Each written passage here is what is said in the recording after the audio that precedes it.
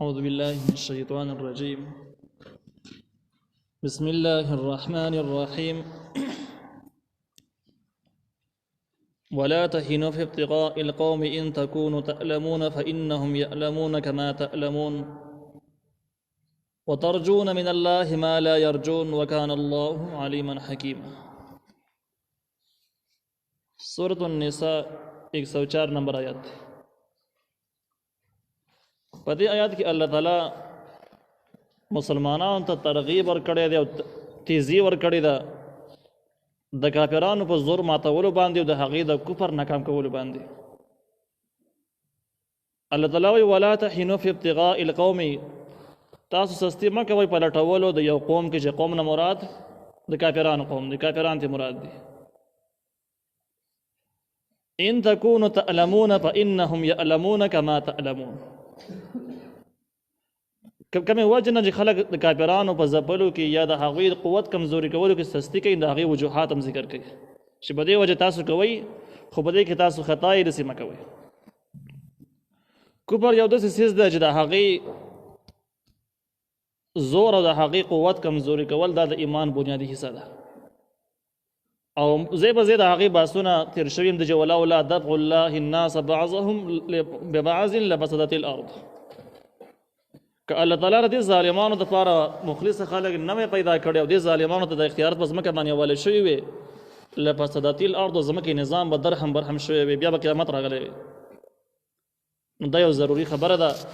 چې ځمکه او اسمانونه کائنات الله تعالی که مقصد دپاره پیدا کړي دي چې هغه مقصد پکې حاصل شي. هغه مقصد دا دی د الله تعالی پوره بندګي وشي. او دغه بدنګۍ کفار او د هغې قوت مکمل مستقل رکاوټ دی. الله تعالی وایي په دې کې به سستي مه کوئ. اوس دا خبره ده چې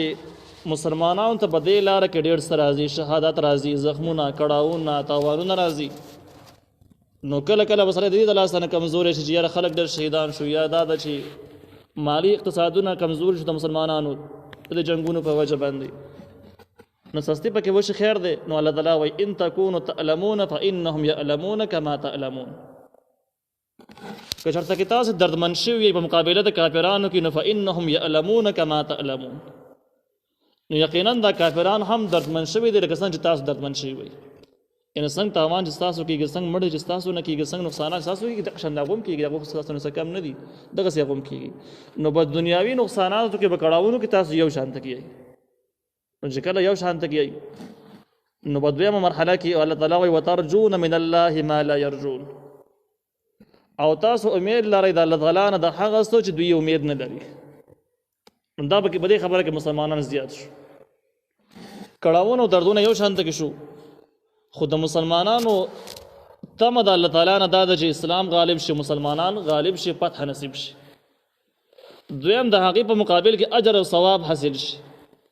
او دغه د اجر او د ثواب خبرې د کافرانو په ذهنونو کې نشته. هغوی د ثوابونو دپاره نه جنګېږي، هغې صرف د خپل تاریخ جوړولو دپاره جنګېږي، د خپلې عیاشۍ او فحاشۍ او د نفساني خواهشات د عام کولو دپاره جنګېږي. هغوی ثوابونه نه پېژني. نو تاسو ته په یوه خبره کې څه وایئ چې هغه د الله تعالی نه د ثواب او د اجر امید دی، کافران یې نه لري، نو لحاظه چې هغوی سستي نه کوي، نو تاسو له خو بیخي سستي نه ده پکار. وکان الله علیما حکیما، او دی الله تعالی خو یو حکمت والا، یعنی الله تعالی به د ټولو رازونو باندې خبر دی، ځکه تاسو دغه حکم کړی دی. انا انزلنا الیک الکتاب بالحق لتحکم بین الناس بما اراک الله. یقینا موږ نازل کړی دی تا ته ای پیغمبره کتاب چې قرآن دی، بالحق د پاره د ظاهرولو د حقو، لتحکم بین الناس، دې دپاره ته فیصله وکړې په منځ د خلکو کې، بما په هغه طریقه باندې اراک الله چې الله تا ته ښودلي دي. د دې آیاتونو باندې د ځان په یولو دپاره دا مستقله ونډه رکو په دې باندې ځان په یولو دپاره مناسبه دا ده چې د شان نزول ذکر شي چې دا واقعه څنګه واقعه وشو، د هغې نه بعد څنګه احکام نازل شو. شان نزول صرف د آیاتونو د مزید وضاحت دپاره او د ښه پېژندګلو دپاره وي. د دې دا مطلب نه چې د آیاتونو دغې واقعې سره مخصوص دي، چا سره تعلق نشته، داسې نه. قرآن د قیامت پورې مستقل کتاب دی او د ټول امت دپاره مستقل تعلیم دی. نو دې باره کې مفسرینو او محدثینو یو واقعه نقل کړې ده. امام ترمذی رحمه الله هم دا واقعه نقل کړې ده نور علماو هم نقل کړی ده چې مدینه منوره کې یو سړی اوسېده بشیر بن ابیرق دای نوم، او د دویم روایت مطابق دا د دې نوم طعامه و، د بني ابیرق د قبیلې سره تعلق لرو، د خاندان سره تعلق لرو. دا سړی اصلا منافق او مسلمان نه و، د مسلمانانو منځ کې پناه اخیستلې وه او د خپلې پیسې را جمع کولو او د اقتدار او د مشرۍ په انتظار په تمه باندې ناست و. ظاهرا باندې اسلام اظهار یې کوه، د اسلام سخت مخالف.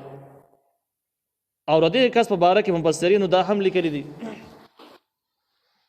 چې مدینه منوره کې به دی پټ ګرځېده او اشعار د مسلمانانو خلاف به اشعار جوړول، اسلام د سپکاوي دپاره، د مسلمانانو د سپکاوي دپاره، او دا اشعار به یې بل چا ته منسوب کول او ځای په ځای به ارتیل، ځای په ځای به یې لګول، او دا به یې نه ظاهرول دا زه یم، ځکه چې د مسلمانانو د زور نه یېرېدو. نو دوی به همیشه داسې کار کوو چې کله به جرم وکړو نو جرم به د بل چا په کاته کې اچوو،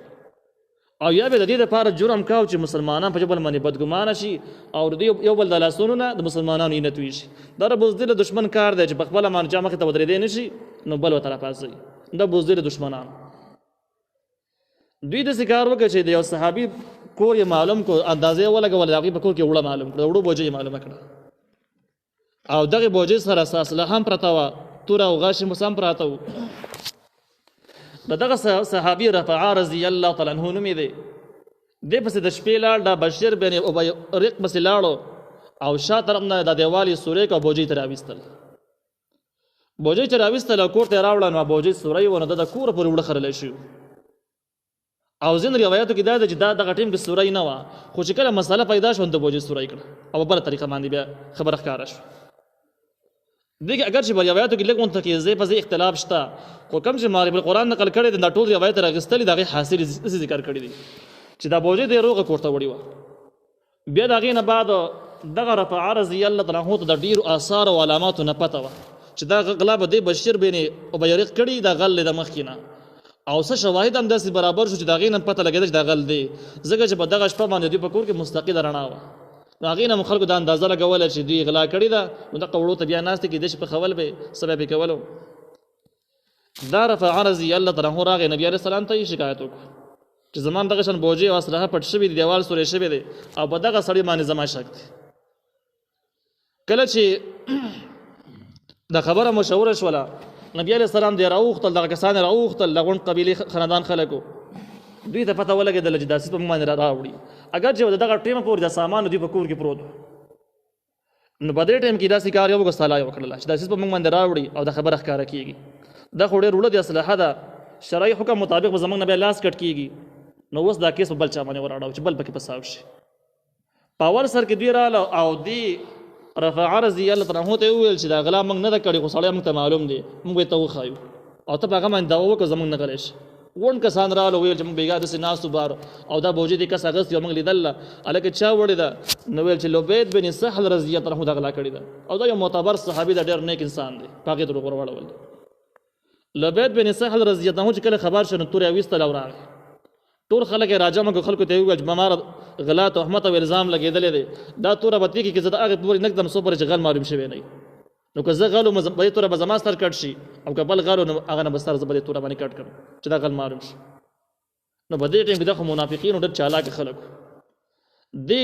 لبید بن سهل رضی الله عنه ته ورنږدې شو، ورته یې وویل چې ته مه یارېږه، ته مه خفه کېږه، تا غلا نه ده کړې، سړی موږ ته معلوم دی بل دی. د ویل څوک دی؟ ویل په یهودي باندې زموږ غالب شک دی چې یهودي به کړي، یو یهودي ورته وښوده، او د دغه یهودي د منافق د مخکې نه دوستانه وه. د شپې دوی راپاڅېدل او دا وړې ویوړل، او د دغه مالک چې کوم دی د وړو چې کوم اصلي مالک دی د هغه د کور نه لږ لږ وړه وخرل، معمولي، او رسا د یهودي کوره پورې وړه وخرل، او بیا هغه بوجۍ وروړل او هغه ته یې وویل دا زموږ امانت دی، تاسو به څه ورځې پروت بیا یې دنه موږ وړو. یهودي ته دې خبرې معلومات نه وو چې دا به موږ باندې لانجه راوړئ، نو هغه سامان سنبال کړو. سامان یې سنبال کړو، نو سبا بله ورځ چې کله تحقیق والا کسان رالو معلومات یې کول چې یاره دا غلا به چا کړي،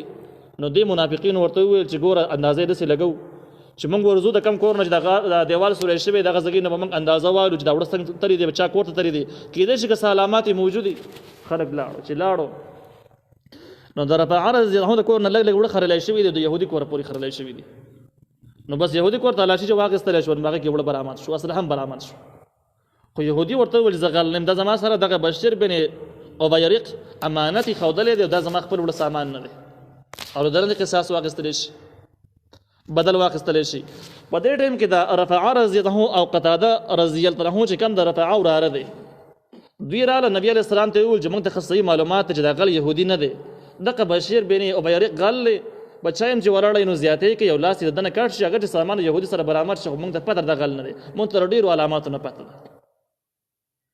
شکر دا وینا دي ته وشو نو د منافقینو د شپې جرګه وشوله مشوره وشوله چې غون بلاړ شو په نبی عليه السلام پسې جرګه باندې او ورته وایي چې دا کسان موږ سره زیاتې کوي موږ هم مسلمانان یو د غلا د حراموالي قایل یو موږ وایو چې غلا پردی مال حرام دی موږ غلا نه کوو تاسو رونه یو موږ قرآن او د اسلام تعلیمات زده کړي دي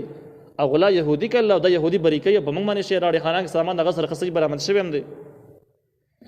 نو نبی عليه السلام غالب شک دار غش دا کار به يهودي کړی او نبی رسول الله بزړه کې داسې تیریدل چې د يهودانو تحقیق دی وشي او هغه نه بعد د يهودي لاس کټ شي په دې کې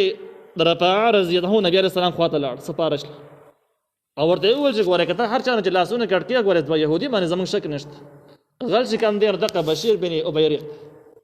نبی رسول الله ته غوسه شو او ورته ویل چې تهمت ملګو مسلمان باندې تهمت ملګو ظاهر د معلومیږي چې غلا هم د يهودي کړل بل چانه د کړي او ته مسلمان ته امد لګي رفاعه رضی الله عنه خاموش ردینه بعد او خلق او ملګرو ته ویل زبدي خبره مانی خپایم چې د پیغمبر نبی علیه السلام ته نه وروړ استمی پریخي وي ابدي خوي زکه چې نبی علیه السلام ته علم نشته بده باره کې او ماته صحیح پته راځي د غلا دینه کړي اوس پاسې کس نه راس کټ کیږي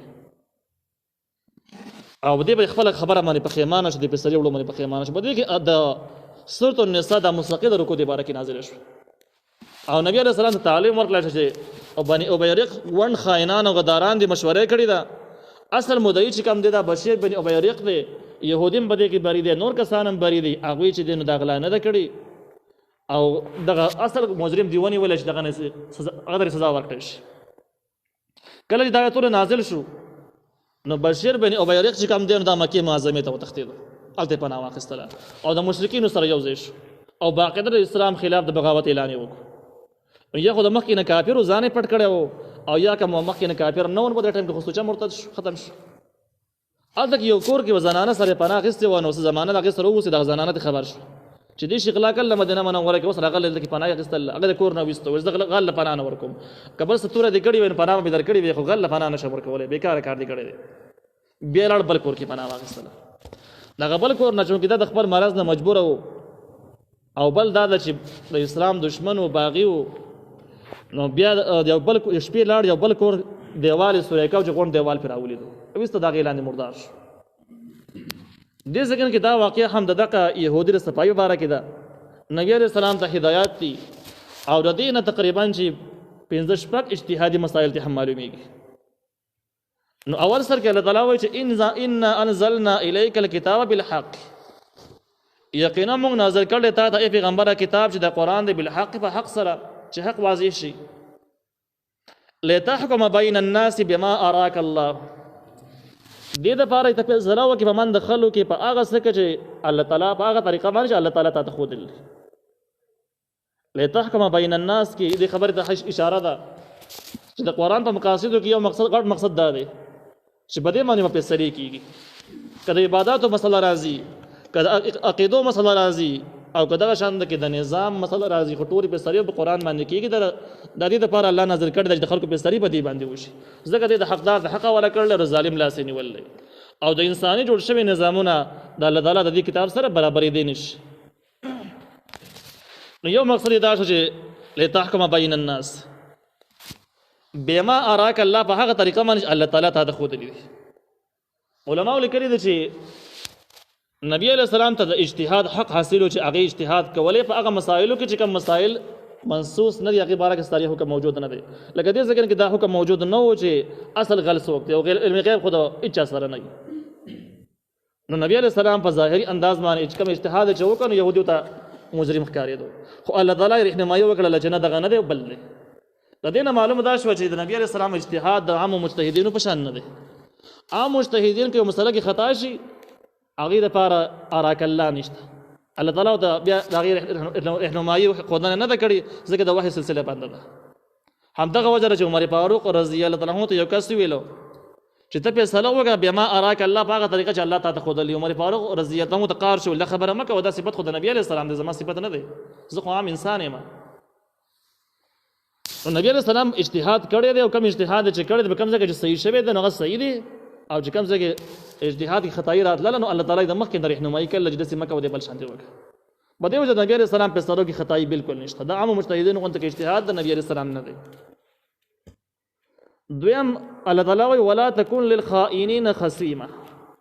او ته مه کېږه د پاره د خیانتګرو خلکو جګړه مار. دغه یو بشیر ته خائنین ډېر خیانتګاران ویلو په دې وجه باندې چې د اصل کې غل خو یو و خو نور یې مرسته کوله. نو څوک چې د غل او د ظالم سره مرسته کوي نو دوی هغه شان شمارېږي څنګه چې دغه ظالم یې غلي دغسې ورته دا ولاړ خلک ورسره دغه شان شمارېږي. اګر چې دوی به غلا نه کړي دوی به ظلمونه نه کړي قتلونه به نه کړي خو چې د خاین او د غدار سره حمایت کوي نو دا د هغې په حکم کې دي. نو په دې وجه باندې یو کس ته خاین وایي او دا خاینین دي یعنې دا ډېر خاینان دي. دا غونډ خاندان چې دی د غداران او خاینان دي چې دغه سره مرسته کوي. الله تعالی نبی علیہ السلام ته وایي د خاینینو دپاره جګړه مار مه جوړېږه صفایي مه بیانوه حمایت یې مه کوه. نبی علیہ السلام چې کوم خیال له ولاړ شي او د هغې نه نبی علیہ السلام ووښتو. د دې نه دا مسله هم معلومیږي چې کوم سړی په کومه مسله کې په ناحقه باندې نو د ناحقه سړي ملګرتیا کول یا د هغې وکالت کول دا حرام دي. ولا تکن للخائنین خصیما د خیانتګرو خلکو دپاره به طرفدار نه جوړېږي. لهذا حرام کم څوک چې څوک خاین او غداري په ناحقه باندې هغوی حمایت کول یا د هغې وکالت کول د دې ځای نه معلوم شو چې ناجایز او حرام دي. واستغفر الله او بخښنه وغواړه د الله تعالی نه. اگر چې په دغه ظاهري اجتهاد باندې نبي علیه السلام ګناهګار نه و خو د نبي علیه السلام شان ډېر لوی دی نو په دې وجه باندې الله تعالی ورته استغفار خبره هم وکړه. او دې سره سره امت ته تعلیم دی چې امت په انساني حقونو کې به حقوق العباد چې کوم دی دا یو لوی څیز دی په دې کې به ډېر احتیاط کوئ. نبي علیه السلام دا جرم نه دی کړی. نبي علیه السلام تشه فیصلې او خیال یې راولاړ شوی او الله تعالی یې رهنمایي وکړه فیصلې بل شانته کې وکړله. خو ته امت لپاره تعلیم دی چې ولې د پردي حقونو کې به ډېر خیال کوئ چې یو څیز هم په خپلو سترګو لیدلی نه یو چې شمدید ګواه نه یئ پوره یقین هم نه یې نو د چا په باره کې به چا طرفداري به نه کوئ. ان الله کان غفورا رحیما یقینا الله تعالی دی بخونکی او رحم کوونکی. نو الله تعالی بخونکی او رحم کوونکی دی. ترغیب شو توبې ته او استغفار ته چې که چا نه څه کوتاهي شوې وي نو مایوسي ګناه ده مایوسه کېږي دی نه استغفار دی ووایي الله تعالی نه دې معافي وغواړي الله تعالی بیا معاف کړي. او که د انساني حقونه یې نو هغه انسان ته دې ورشي. ولا تجادل او ته جګړه مه کوه عن الذین یختانون انفسهم د هغه کسانو په باره کې چې هغوی خیانتونه کوي د خپلو ځانونو سره. د دې نه مراد هم دغه د بني ابیرق خاندان ته مراد دی ځکه چې هغوی د یو ظالم حمایت کړی د نغوڼ ظالمان او مجرمان شمار دي خاینان دي. ان الله لا يحب من كان خوانا اثیما یقینا الله تعالی محبت نه کوي د هغه چا سره چې خیانتګر او ګناهګار خیانتګر او ګناهګار د الله تعالی خوښ نه دي نو څوک به حمایت هم نه کوي. د خیانتګر او د ګناهګار طرفداري کول دا جرم دی ځکه د الله تعالی د خلق نه دي خوښ بدي شي. یستخفون من الناس ما لا یستخفون من الله دا هم دغه بني ابیرق قبیلې مذمت دی. دا هغې احوال ذکر کیږي. یستخفون دوی پټای خبرې من الناس د خلکونه خبرې پټای چې به د بشر بن ابیرق باندې غلا وروانه وړي به بل چا وروړي یو بل بېګناه پکې فساد شي. الله وایي ولا یستخفون من الله دوی نشي پټولی د الله تعالی نه. الله تعالی د هر څه نه خبر دی. وهو معهم د الله را دوی سره و اذ په هغه وخت یبیتون چې دوی د شپې مشورې کولې شپې باس کا او چې خپل کس بری کوو او دا جرم په بل چا باندې وراړو هغې دپاره یې وحیله سازو. نو الله وی وهو معهم د الله را دوی سره و اذ په هغه وخت یبیتون چې دوی د شپې مشورې کولې ما هغه لا یرضا من القول چې الله پې نو راضي په دغه ویناګانو باندې ناجایز ویناګانې کولې یو مجرم بری کاوه بېګناه خلک یې پکې فساوه او دا کار د الله تعالی خوښ نه و. وکان الله او دی الله تعالی بما په هغه څه باندې یعملون چې دا خلک کوي محیط راګیرونکی یعنی الله تعالی د علم او قدرت په دواړو کې دا خلک راګیر دی او د دې نه بار کېدی نه شي. څومره جرمونه چې کوي که پټې کوي که ښکاره کوي د الله تعالی د علم او د قدرت په منځ کې دي بهر کېدی ته نه شي. ها انتم هؤلاء جادلتم دا خطاب هم د بني ابیرق خاندان ته دی. خبردار تاسو هغه خلک یئ جادلتم چې جګړې کوئ عنهم د دوی په باره کې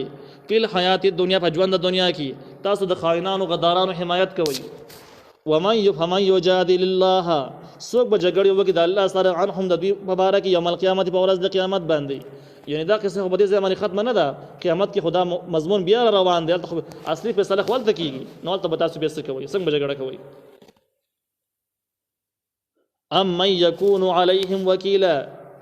یا هغه څوک چې دی په دوی باندې نگهبان څارونکی بس